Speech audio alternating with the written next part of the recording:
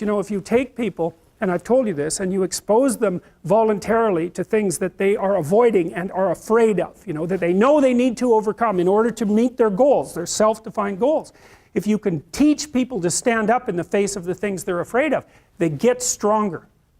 And you don't know what the upper limits to that are, because you might ask yourself, like, if for 10 years, if you didn't avoid doing what you knew you needed to do, by your own definitions, right, within the value structure that you've created to the degree that you've done that, what would you be like? Well, you know, there are remarkable people who come into the world from time to time, and there are people who do find out over decades-long periods what they could be like if they were who they were, if they spoke their being forward. And they get stronger and stronger and stronger, and we don't know the limits to that. We do not know the limits to that. And so you could say, well, in part, perhaps the reason that you're suffering unbearably can be left at your feet, because you're not everything you could be, and you know it. And of course, that's a terrible thing to admit, and it's a terrible thing to consider, but there's real promise in it, right? Because it means that perhaps there's another way that you could look at the world, and another way that you could act in the world, so what it would reflect back to you would be much better than what it reflects back to you now. And then the second part of that is, well, imagine that many people did that, because we've done a lot as human beings. We've done a lot of remarkable things, and I've told you already, I think before, that today, for example, about 250,000 people will be lifted out of abject poverty, and about 300,000 people attached to the electrical power grid.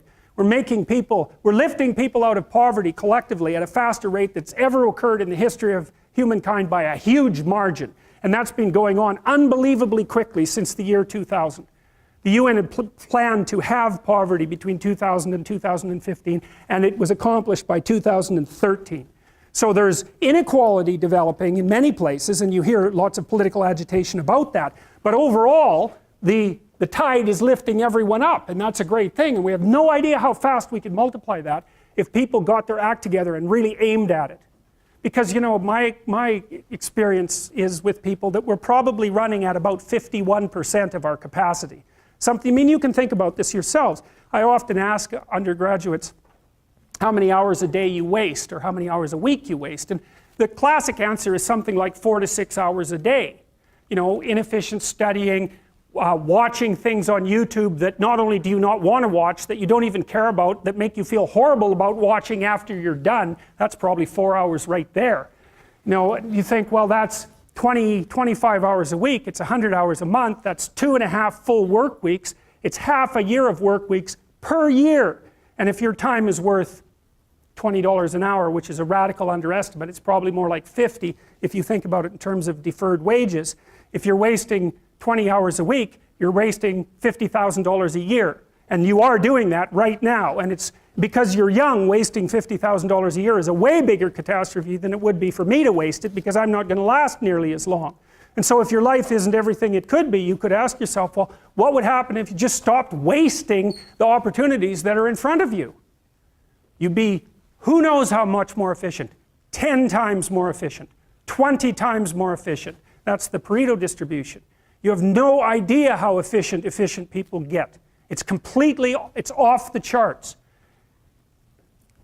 Well, and if we all got our act together collectively and stopped making things worse, because that's another thing people do all the time, not only do they not do what they should to make things better, they actively attempt to make things worse because they're spiteful or resentful or arrogant or deceitful or homicidal or genocidal, or all of those things all bundled together in an absolutely pathological package.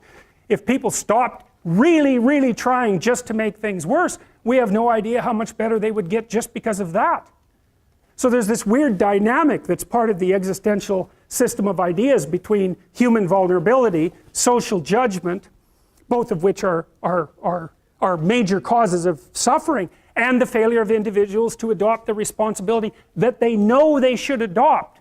And that's the thing that's interesting too, is that, and like another thing I've often asked my undergraduate classes is, you know, there's this idea that people have a conscience. And you know what the conscience is. It's this feeling or voice you have in your head just before you do something that you know is stupid, telling you that probably you shouldn't do that stupid thing. You don't have to listen to it, strangely enough.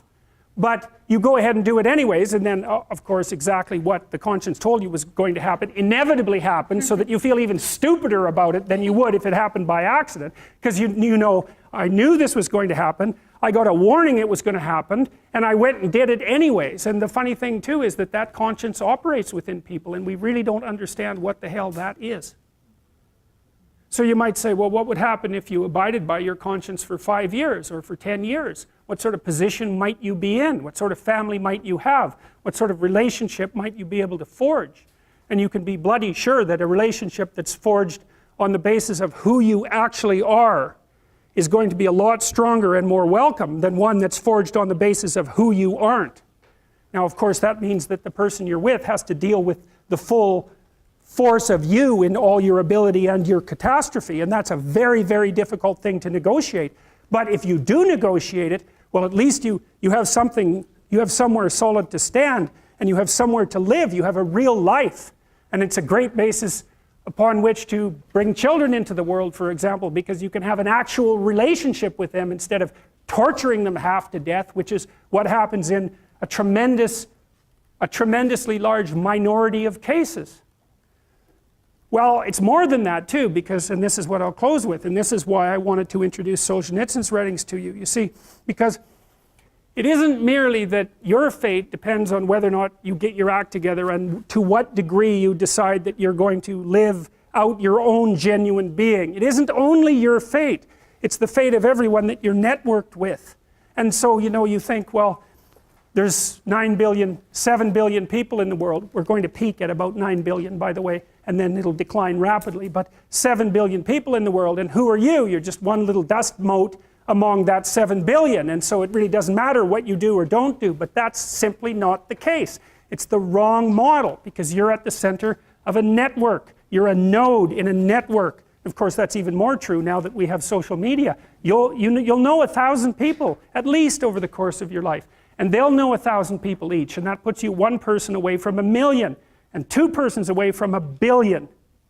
And so that's how you're connected. And the things you do, they're like dropping a stone in a pond. The ripples move outward, and they affect things in ways that you can't fully comprehend. And it means that the things that you do and that you don't do are far more important than you think.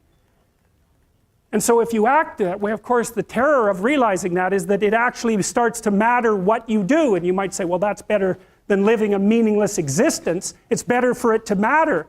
But I mean, if you really asked yourself, would you be so sure if you had the choice? I can live with no responsibility whatsoever. The price I pay is that nothing matters. Or I can reverse it and everything matters.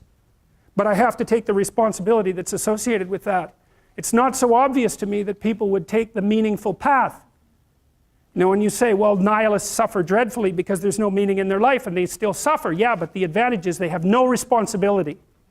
So that's the payoff, and I actually think that's the motivation. Say, well, I can't help being nihilistic. All my belief systems have collapsed. It's like, yeah, maybe. Maybe you've just allowed them to collapse because it's a hell of a lot easier than acting them out. And the price you pay is some meaningless suffering, but you can always whine about that and people will feel sorry for you, and you have the option of taking the pathway of the martyr, so that's a pretty good deal, all things considered, especially when the alternative is to bear your burden properly and to live forthrightly in the world. Well, what Solzhenitsyn figured out, and so many people in the 20th century, it's not just him, even though he's the best example, is that if you live a pathological life, you pathologize your society. And if enough people do that, then it's hell. Really. Really.